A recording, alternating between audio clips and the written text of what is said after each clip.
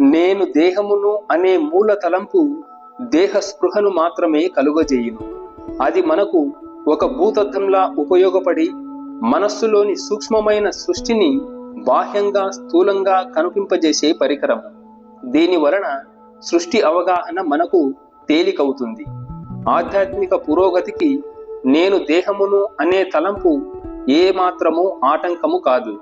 సుషుప్తిలో నేను దేహమును అనే తలంపు ఉండదు. కానీ ఆ తలంపు లేని సుషుప్తావస్థ ఆధ్యాత్మిక పురోగతికి ఏ మాత్రము సహాయకారి కాదు. ఆధ్యాత్మిక సాధనలో దేహమును గాని నేను దేహమును అనే మూల తలంపును గాని నిందించవలసిన పని లేదు. అవి కలుషితం కానంత వరకు అవి ఆధ్యాత్మిక పురోగతికి సహాయకారులుగా ఉండును. చిక్కు అంతా సంస్కారములలో ఉన్నది. అవి మనకు మైథునీ భావముతో దేహ తాదాత్మ్యము కలుగజేసి నేను దేహమును మాత్రమే అనే కృత్రిమ పరిమితిని కలుగజేసి మనము బ్రహ్మముతో ఏకముగా ఉన్నాము అనే జ్ఞానానికి అడ్డు వచ్చుచున్నవి.